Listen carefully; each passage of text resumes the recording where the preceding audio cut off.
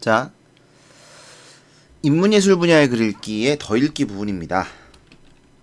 다음은 박홍순의 데카르트, 나는 생각한다 고로 존재한다의 일부이다. 인간에 대한 데카르트의 사고관을 파악하며 읽고 제시된 물음에 답해보자. 렘브란트의 튠리프 박사의 해부학 강의는 자 보통 이제 요런 표시가 되어 있으면 책 이름이에요.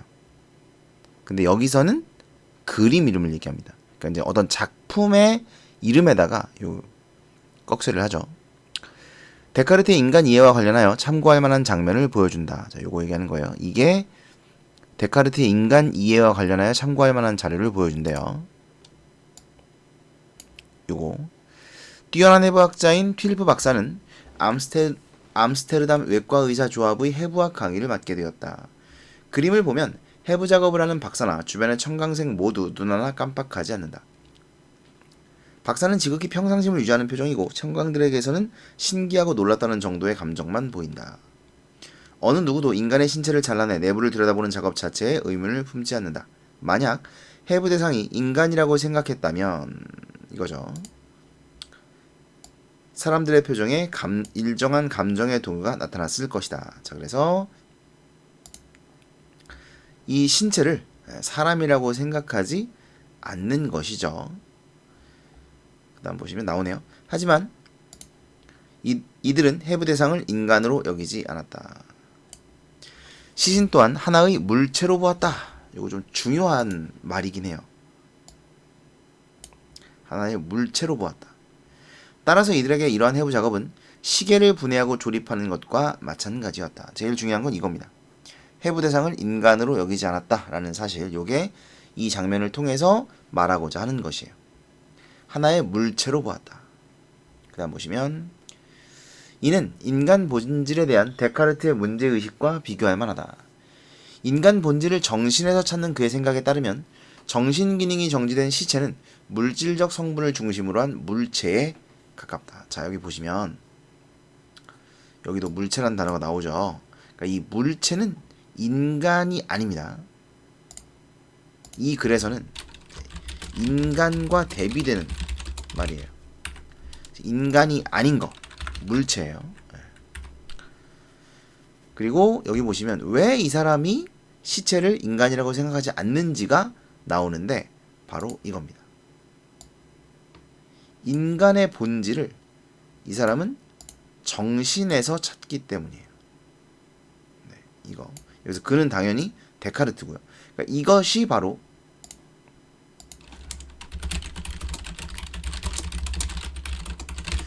시체를 인간으로 대하지 않는 이유입니다.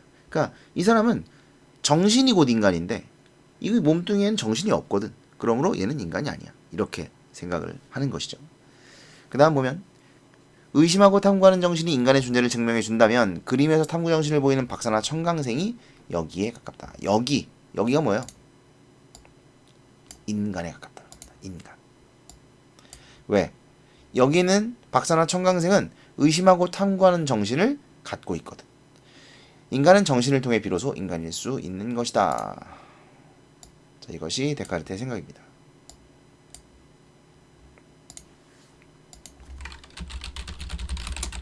바로 인간관이라 그래요. 데카르트가 생각하는 인간이란 무엇인가? 이게 인간관이거든요. 인간이란 무엇인가를 생각하는 게 인간관. 가치란 무엇인가를 생각하는 게 가치관. 인생이란 무엇인가를 생각하는 게 인생관. 예술이란 무엇인가를 생각하는 게 예술관이에요. 아시겠죠? 그러니까 데카르트는 인간이란 무엇인가? 인간은 정신을 가지고 있어야 인간이다. 이게 데카르트의 인간관입니다. 그 다음 보시면 인간에게서 육체적 요소나 육체를 이용한 행동을 배제하고 나면 빼고 나면 데카르트에게 인간이란 존재는 도대체 무엇일까? 그는 생각이야말로 나에게 속하는 것임을 발견한다라고 결론을 내립니다. 이것만은 자신에게서 떼어낼 수 없다. 이것이 뭐냐면 생각이에요. 감각이나 자연적 요소, 즉 육체적 요소는 떼어낼 수 있지만 생각, 즉 정신적인 것은 떼어낼 수 없다. 이 생각만은 있다고 할 수 있고 확실하다고 할 수 있다. 사실 이렇게 간단하게 말할 수 있는 건 아닌데 나중에 이제 그 수능 모의고사 푸시게 되면 아마 거기 엄청난 내용들이 나올 거예요. 이제 일단 이 글에서는 이렇게 정리를 합시다. 자, 그래서 생각은 나에게서 뗄 수 없으므로 생각이 있다고 말해도 된다. 또 이 생각은 확실한 것이다. 인간이라는 존재는 오직 하나의 생각, 하나의 정신, 하나의 이성일 따름이다. 라고 명확하게 규정합니다. 이러한 정신과 이성만이, 자 여기 이성이란 단어가 나왔죠. 이것도 기억하셔야 돼요. 그러니까 계속 생각, 신한카드, 생각 이런 이야기를 했는데 갑자기 여기서 이성이란 단어가 나와요. 그냥 같은 얘기예요. 이성도 생각입니다. 그러니까 정신과 이성 다 생각이에요. 데카르트의 유명한 명제인 나는 생각한다, 고로 존재한다가 의미하는 바를 분명히 알 수 있는 대목이다. 자, 그래서 이렇게 말한 거예요. 그러니까 생각만이 나에게 속한 것이고 이것만은 자신에게서 떼어낼 수 없고 이 생각만은 있다고 할 수 있으며 확실하다고 할 수 있는 것이다. 그러므로 나는 생각한다, 고로 존재한다 라고 말할 수 있다. 이런 얘기예요. 되셨나요? 얘가 제일 대빵이니까 이 색깔로 해줍시다.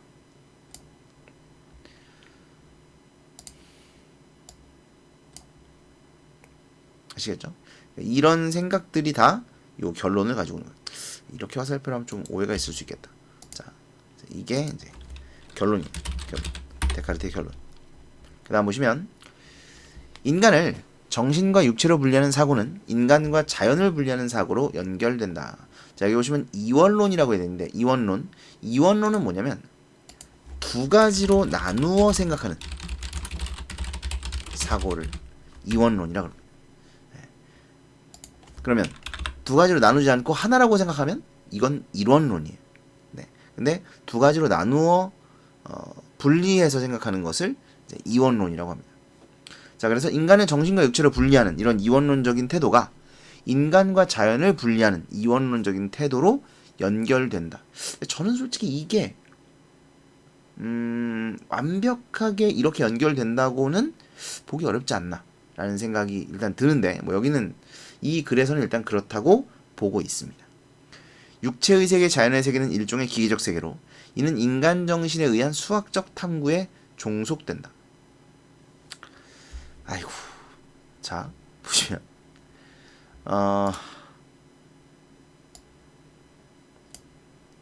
이게 있고요. 그 다음 이게 있는 건데 보시면 이 말이 무슨 얘기냐면요.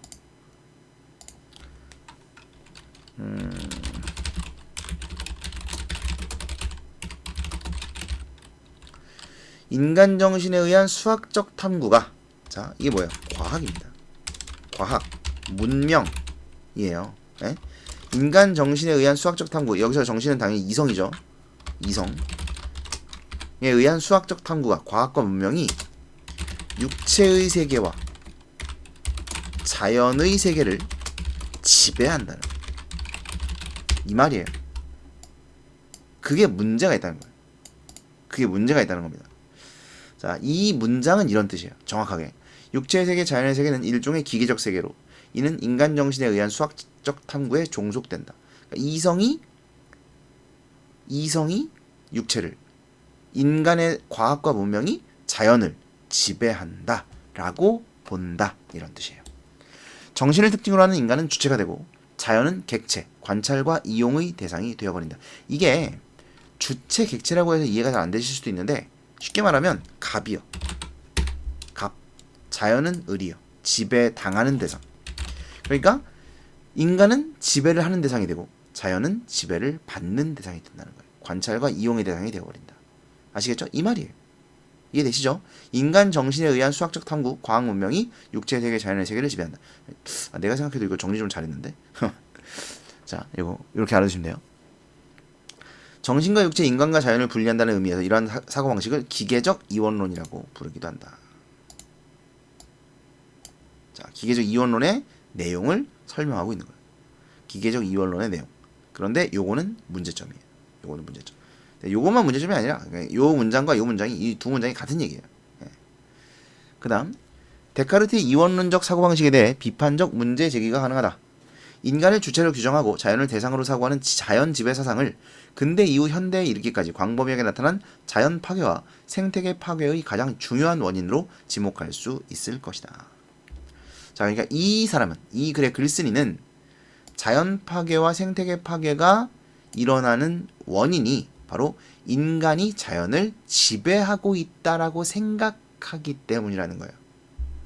이 생각, 바로 이 생각이요. 데카르트의 이 생각이요. 이해돼요? 이 데카르트의 이 생각이 자연 파괴와 생태계 파괴의 가장 중요한 원인이다. 이렇게 말하고 있는 겁니다. 이제 여기서는 이제 요걸 써놨는데, 이게 같은 얘기죠. 같은 얘기입니다.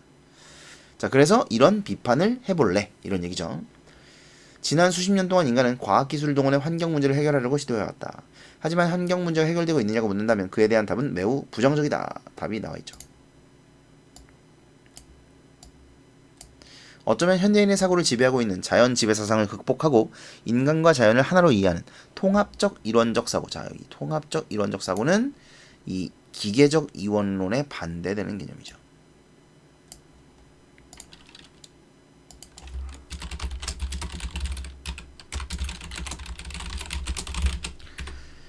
그러니까 기계적 이원론은 두 개로 나눠서 보는 건데 통합적 이론적 사고는 하나라고 보는 겁니다. 앞에 나오죠. 인간과 자연을 하나로 이해하는 통합적 이론적 사고로 발상의 전환이 이루어질 때 진정한 문제 해결이 가능할지도 모르겠다. 자, 그래서 이 사람은 데카르트의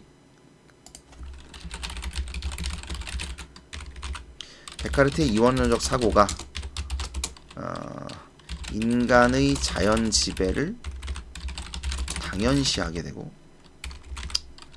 정당화 해주고요. 그렇기 때문에 통합적 이론적 사고로의 전환이 필요하다라고 주장하고 있는 겁니다. 되셨나요? 자, 그래서 일단 이걸 제시한 이유는 데카르트의 사고를 생각해 보기 위해서고, 그래서 이걸 보면 데카르트는 이 해부 대상을 인간이라고 생각하지 않는데 왜 인간이라고 생각하지 않는지가 여기 나와 있어요. 인간 본질을 정신을 찾고 있기 때문에 이성이 없는 대상은 인간이 아니다. 이성이 곧 인간이니까. 그래서 인간으로 보지 않는다라는 얘기가 나오고, 그 다음 보면 그러면 도대체 인간이란 무엇인가? 그러면서 육체적 요소는 떼어낼 수 있지만 생각만은 있다고 할 수 있고 확실하다. 그래서 사실 이 말은 뭐냐면 육체적인 것과 정신적인 것을 다르게 평가해야 한다라는 얘기예요. 다르게 평가해야 한다. 그렇죠? 그래서 정신과 이성은 인간의 특성이지만 육체적인 것은 인간의 특성이 아니야. 떼어낼 수 있는 거야. 본질은 아니야. 이렇게 생각을 하는 겁니다. 그래서 나는 생각한다 고로 존재한다가 나왔는데, 문제는 이 인간을 정신과 육체로 분리하는 사고가 인간과 자연을 분리하는 사고로 연결된다는 겁니다. 그래서 육체의 세계와 자연의 세계는 기계적 세계이고 이는 인간 정신에 의해서 지배된다는 거죠. 수학적 탐구에 의해서. 요거 정리한 거. 그래서 정신을 특징으로 하는 인간은 갑이 되고 자연은 객체, 그래서 을이 된다. 지배를 받는 대상이 되는 거죠. 그래서 이걸 기계적 이원론이라고 하는데, 이런 데카르트의 이원론적 사고방식에 대한 비판적 문제 제기를 하겠다. 문제 제기가 가능하다라는 말은 내가 문제 제기할 거야. 이런 얘기겠죠. 인간을 주체로 규정하고 자연을 대상으로 사고하는 자연 지배 사상, 이것이 자연 파괴와 생태계 파괴의 가장 중요한 원인이다. 라고 글쓴이는 생각을 하고 있습니다. 그리고 과학을 통해서, 자 이거죠. 수학적 탐구. 그 과학을 통해 환경 문제를 해결하려고 하지만 해결되고 있느냐? 아니라는 거죠. 그래서 어떻게 해야 이걸 해결할 수 있는가? 바로 통합적 이론적 사고로의 발상의 전환이 있어야 해결할 수 있지 않겠는가? 라고 이야기하고 있습니다. 됐죠?